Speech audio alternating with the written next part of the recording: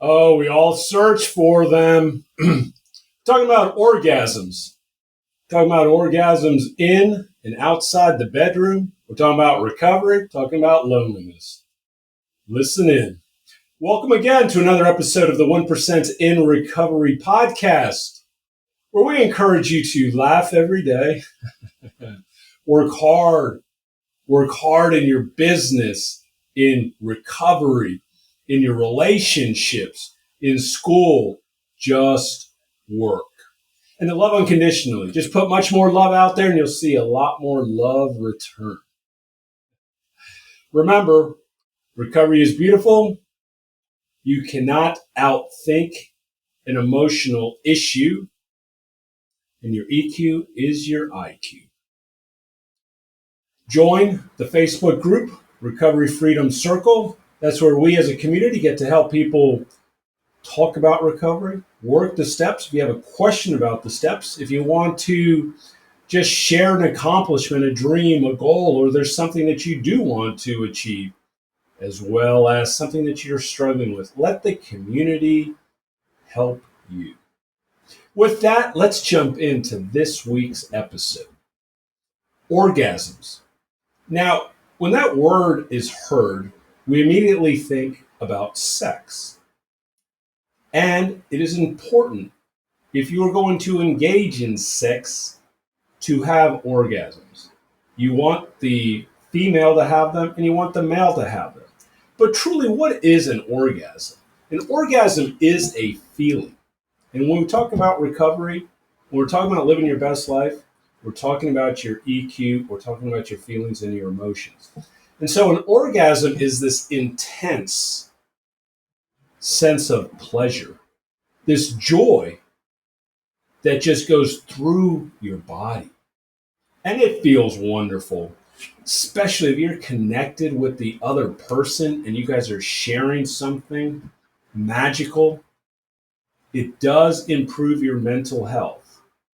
Having intimate, awesome, great sex can enhance your relation because it does help your mental health. It lowers anxiety, it lowers depression, it improves your immune system.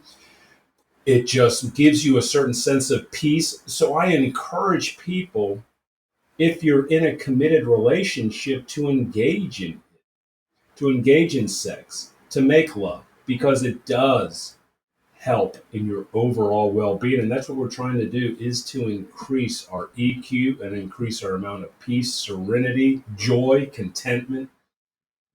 But here's the thing.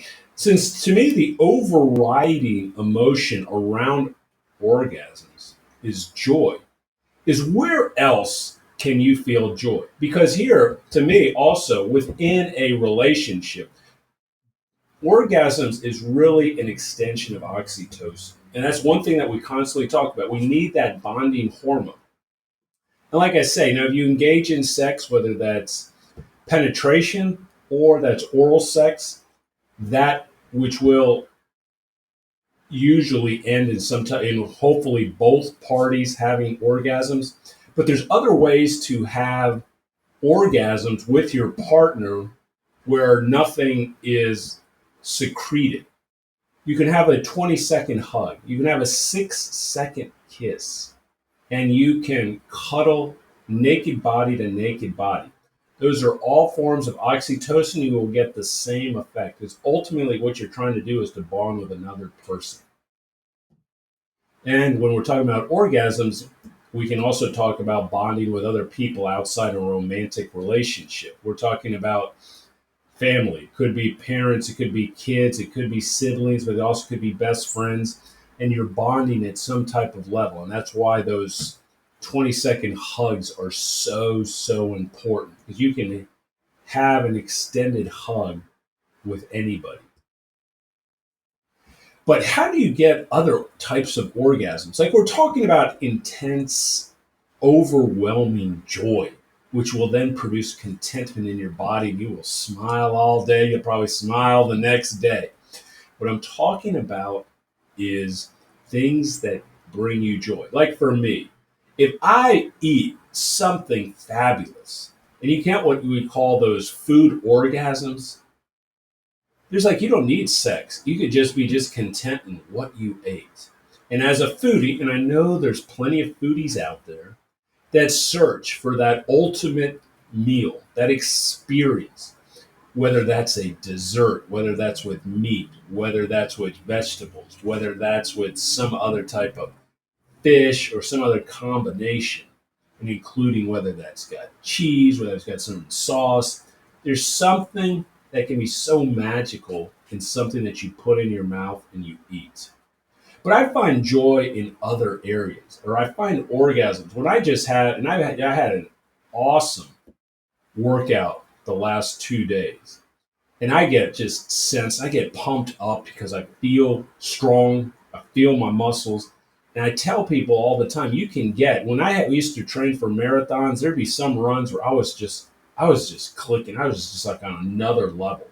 And I think people can get that, whether they swim, they cycle, they're playing a sport, whether they're playing basketball, soccer, softball, whatever it is, you can get into that zone. That is what I call just a sports orgasm. Travel's another way. You get to an exotic place and you just like open your hotel room, or you're on the beach, you're in the mountains, you're in the big city, something like that. That to me can be very orgasmic. Travel can do that. It just brings people joy. And things that can happen if you land a big contract, you're at work, or you finally roll out, whether it's your website, your app, your system, your course, something that just gives you that overwhelming. I'm a big believer in finding ways to find joy and contentment. Like I say, those are the two driving emotions for me. And I believe if you truly want to have freedom in your life, freedom to me is content in everything you do and who is in your life, how you wake up each day, how you attack each day and live each day, and how you move forward. There is nothing better than truly living the life that you want. So I always talk about in the system, the recovery freedom circle, that it all begins with honesty. Do you truly know who you are? Are you comfortable with your past and what you want to accomplish in the future, which will then dictate what you're going to do today? And be open and honest and with yourself, and then just go for it. Do what you need to do to live your best life and who you want in it. You can have your family of origin, but there's nothing like having the family of choice, as well as who are your best friends? What type of business or career do you want to be in? Whether you're being the boss or you're in a big organization, you can find contentment in any way to make money. Uh, and then it's just about the people around you love and your spiritual life. I always say life will always come down to what your beliefs are around God, how you feel love, and do you feel that you're getting enough money and sex that's in your life? Those questions always come up, and they will always be driving relationships and people. So I encourage you to seek out orgasms each and every way, in and outside the bedroom, because that is the way to live. To say, man, I just had an orgasm today, and I plan on having another orgasm tomorrow, this week, throughout this whole month, the rest of this year. And I encourage you to make a list of all the different types of orgasms. I'll actually start something within the Facebook group, Recovery Freedom Circle, where I'm going to talk about orgasms. And I'll list my orgasms on what I can actually get. And you can have multiple orgasms, hopefully sexually, but also a food orgasm, a sex orgasm, a travel orgasm, a workout orgasm, something money related orgasm. Nothing like feeling joy and peace. With that, we're going to conclude this episode of the 1% in Recovery podcast.